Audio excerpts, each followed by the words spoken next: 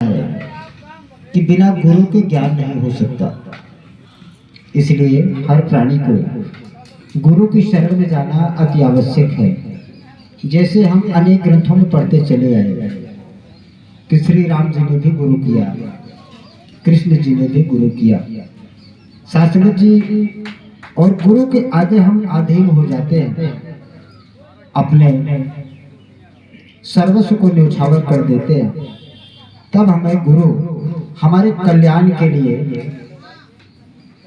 ऐसा वस्तु प्रदान करता है जो कि हम पढ़ते चले आए, सुनते चले आए, समझते चले आए, पर समझ में नहीं आया।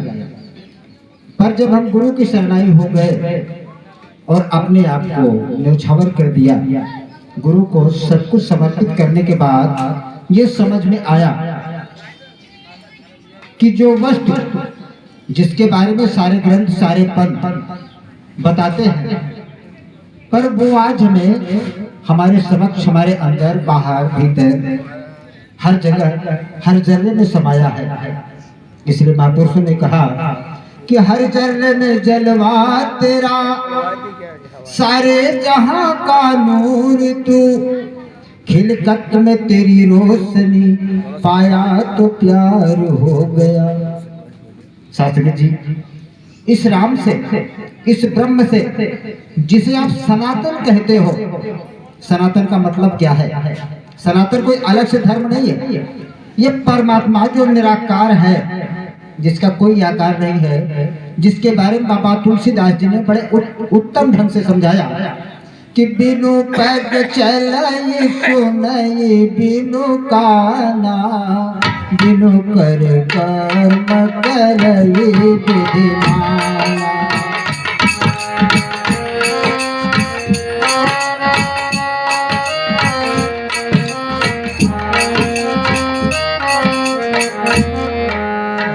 आनंद रहित सकल रस भोगी, बिनु बानी बतता बड़ योगी।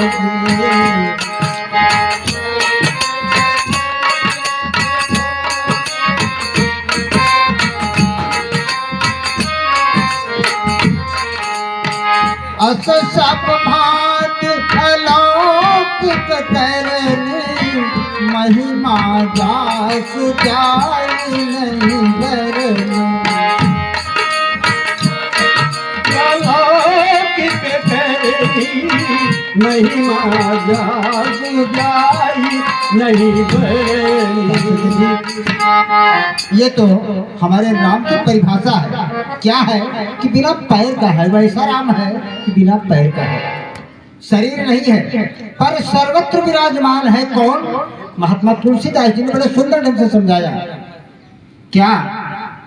कि हरि व्यापक सर्वत्र समाना, हरि व्यापक सर्वत्र समाना, प्रेम से प्रकट होई हम जाना, प्रेम से प्रकट होई हम जाना।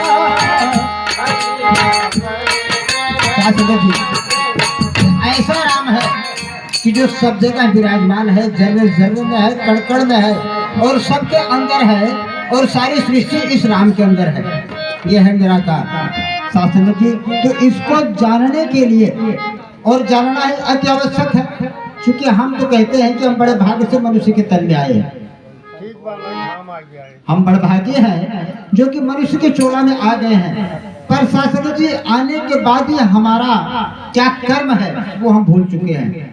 और यही याद दिलाने के लिए आज जगह जगह संत महापुरुषों का आगमन होता है, और यही समझाते हैं कि भैया अपने निज स्वरूप को जान लो, जिसने ये सारी सृष्टि को बनाया है।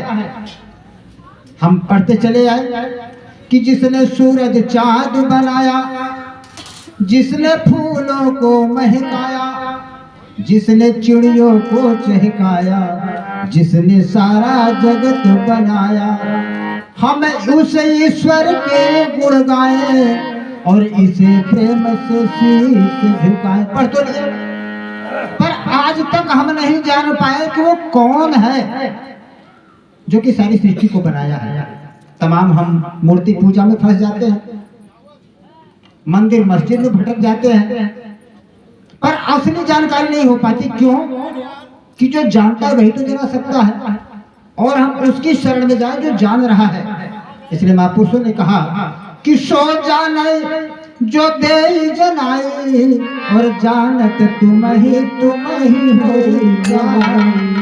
जो जानता है वही जना सकता है, अन्यथा संसार में बहुत सारे गुरु हैं, और एक से एक गुरु हैं जो कि 8 घंटे 12 घंटे 4 घंटे हमेशा कथा बाज रहे हैं, पर इस ब्रह्म की जानकारी किसी किसी को है। और यही जनाने के लिए महापुरुषों ने बड़े सुंदर ढंग से समझाया कि ज्ञान अंजन गुरु दिया, अज्ञान अंधेर विनाश, और हर कृपा ते संत भेटिया नानक मन स्वर्ग।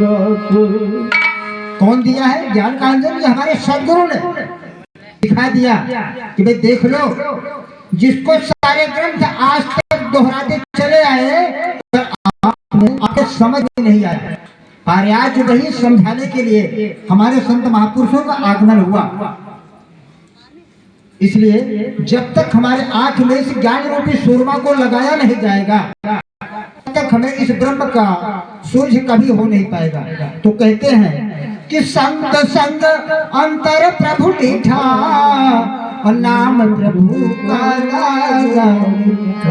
क्या कहते हैं कि संत के संग में जाने से हमारे आपके बीच में कोई दूरी नहीं रह, कोई अंतर नहीं रह जाता। और फिर हमें कहते हैं कि राम नाम लड्डू गोपाल नाम घी, और हरि नाम मिश्री तो घोल घाल थी। क्यों? कि इतना मीठा नाम है कि जो इसको पा जाता है उसमें चिपक जाता है फेविकोल की तरह।